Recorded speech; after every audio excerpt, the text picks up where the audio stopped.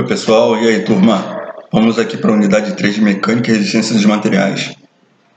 Falando sobre tensão e deformação, carga axial. Vamos falar primeiro sobre a deformação específica normal sobre o carregamento axial. Lembrando que carregamento axial é o carregamento que está no sentido do eixo da barra, né? Deformação, primeira definição. Deformação, quando uma força é aplicada a um corpo, este tende a mudar de forma e de tamanho. Tais mudanças são conhecidas como deformações. Deformação específica normal, a deformação de um membro por unidade de comprimento. A gente tem então a deformação específica normal, o epsilon, é igual ao sigma, que é a variação de comprimento na unidade do comprimento, e o L é o comprimento inicial da amostra. Então, a deformação vai ser o tamanho da amostra e a relação dela sobre o que aumentou, né, ou diminuiu da deformação. Esse epsilon, essa deformação, está no limite da variação de cada ponto, né, de cada seção que for definida para ser analisada. Caso tenhamos o valor da deformação normal, será possível determinar o comprimento final aproximando do segmento curto de reta na direção n após a deformação. Outra informação importante a ser comentada é a interpretação do resultado, pois quando o epsilon é positivo, significa que a reta vai se alongar, e se for negativo, a reta irá contrair. A deformação normal específica é uma quantidade adimensional, já que é uma razão entre dois comprimentos.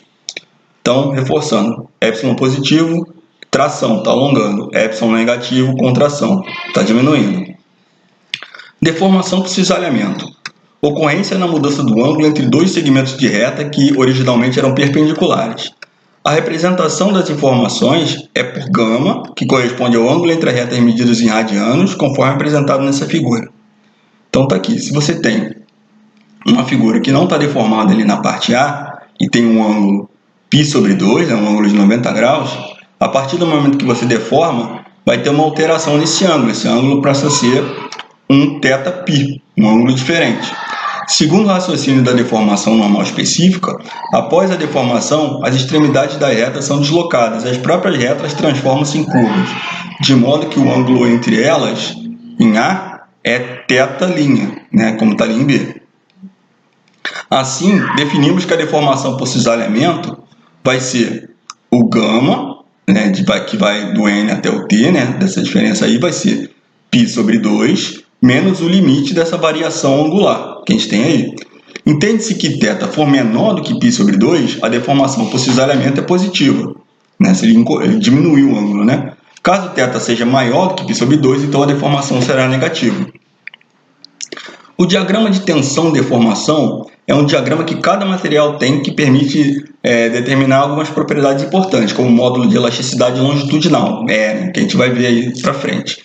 E se o material apresenta características de material dúctil ou frágil, sendo também possível determinar se as deformações na amostra do material vão desaparecer depois que o carregamento for removido, ou seja, o material vai ter um comportamento elástico, ou se então vai ter uma deformação plástica ou permanente, se ele vai ter um comportamento plástico. Bom, primeiro falando do material dútil. Se caracteriza por apresentarem um escoamento a temperaturas normais, como o aço estrutural e outros metais. Outra característica importante é que a tensão última, né, a maior tensão que ele tiver, não é necessariamente a tensão de ruptura, ou seja, o maior valor da tensão não corresponde ao valor da tensão que o material vai se romper.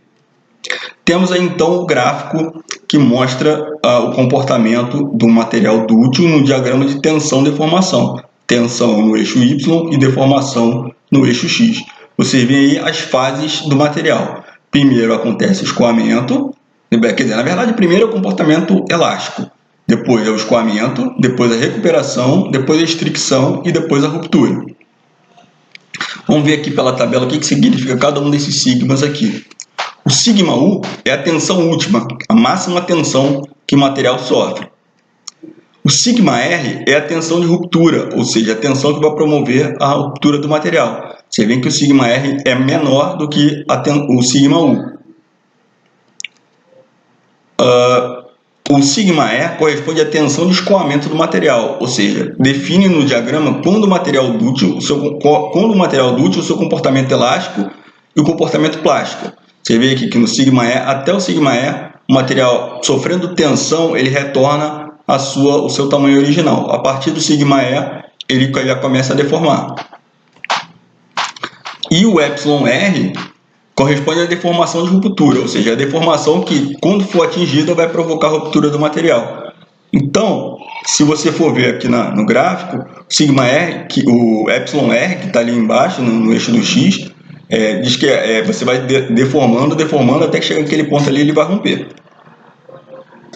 O diagrama tem essas fases de evolução, que eu já tinha falado, né? Vamos falar com detalhes aqui agora. Ao aumento lento de comprimento, com pequena deformação, é diretamente proporcional a um grande carregamento aplicado, que no diagrama representa o trecho reto da origem até a tensão de escoamento, a primeira parte, né? Não é bem uma reta, porque nenhum material é exatamente perfeito, né? Ideal, mas é como quase uma reta.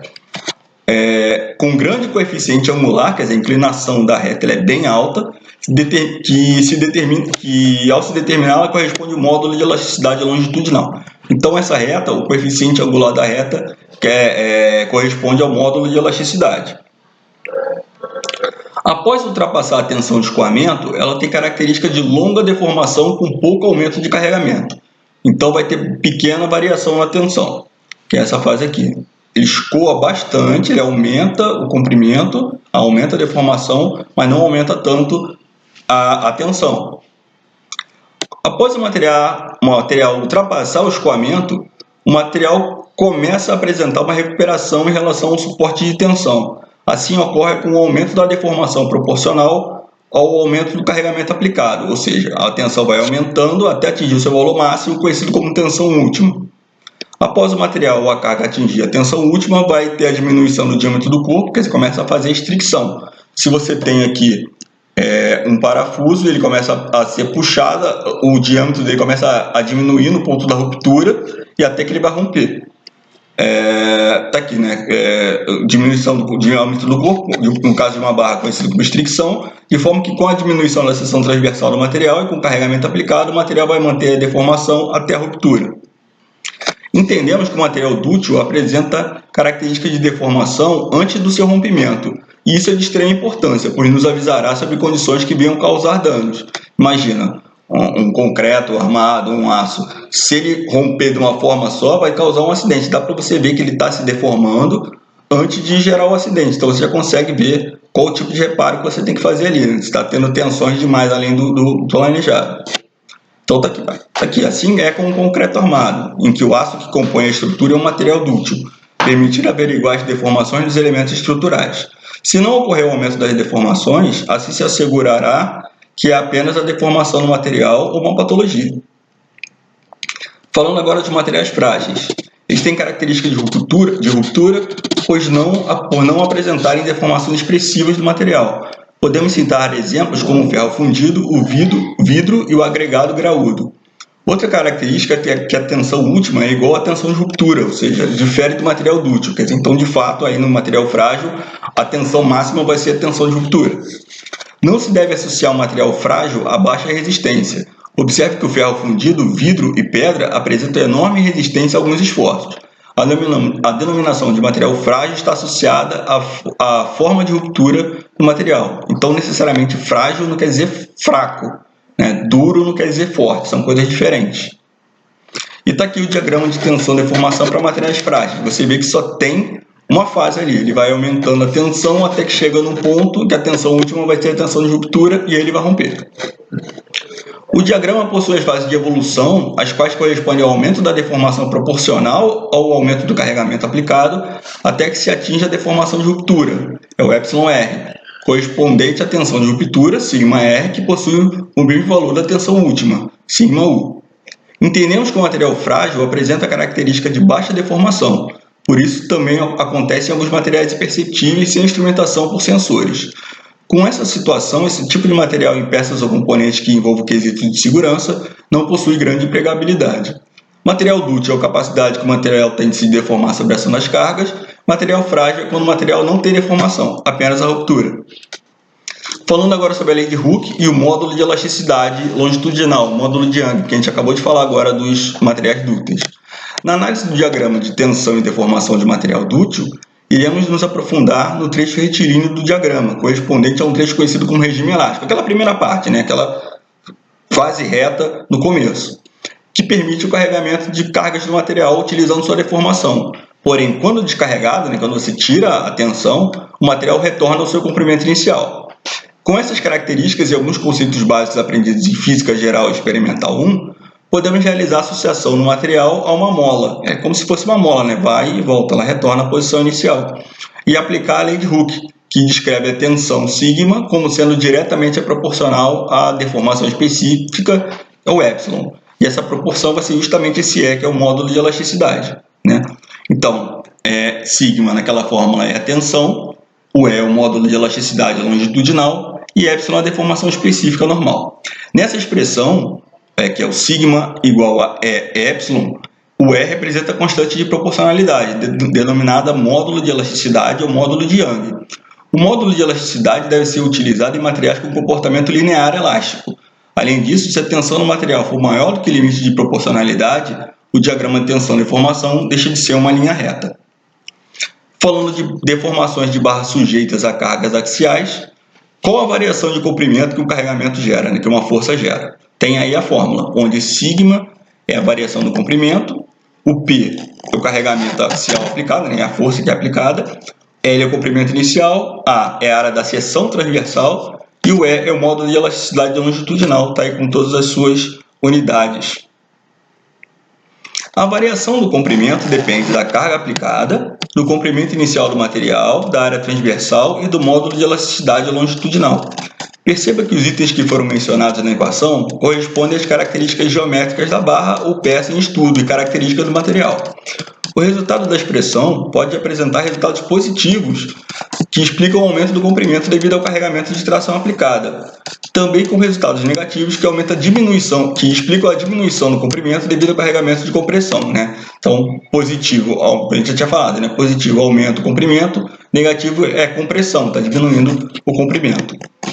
Todo esse estudo foi desenvolvido para uma única barra. E se tivermos mais barras associadas, é só a gente fazer o somatório de cada um desses itens aí. E ainda tem a temperatura, A gente vê muito barra de dilatação em viaduto, principalmente. Nas estruturas estudadas até agora, consideramos que a temperatura é constante durante a aplicação do carregamento. Porém, devemos considerar situações em que ocorre a variação de temperatura. E a gente tem essa fórmula daí, onde sigma é a variação do comprimento, alfa é o coeficiente de dilatação térmica, que varia de material para material, delta T é a variação de temperatura e o L é o comprimento inicial. Para fechar, a gente tem o coeficiente de Poisson. Dentro da faixa elástica, a razão entre as deformações devido a uma força axial em um corpo deformável que não apenas se alonga, mas também se contrai lateralmente, é uma constante. Por exemplo, se esticarmos uma tira de borracha, podemos notar que a espessura, assim como a largura da tira, diminui. Você puxa a tira, diminui a espessura e diminui a largura. Da mesma forma que se você comprimir, você vai aumentar, diminui o tamanho, mas você aumenta lateralmente a borracha. Para testarmos esse fato, algumas condições devem ocorrer. Deve apresentar a mesma composição em toda a peça e apresentar as mesmas propriedades sendo deformáveis. E está aí o coeficiente de Poisson. Deformação lateral dividido pela deformação axial.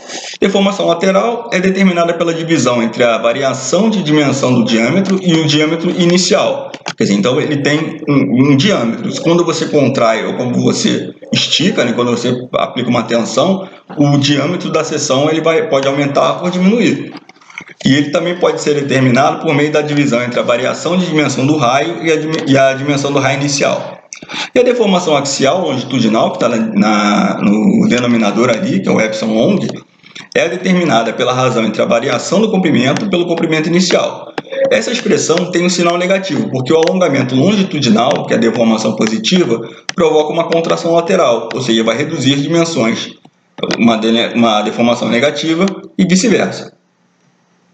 Observe que essa deformação lateral é a mesma em todas as direções laterais ou radiais. Além disso, as deformações causadas pelas forças axiais não ocasionam tensões e força na direção lateral de forma a deformar o material. O coeficiente de Poisson é adimensional e a grande maioria dos valores estão entre 0,25 e 0,33. Um material ideal que não vai apresentar nenhum movimento lateral quando alongado terá o coeficiente igual a zero.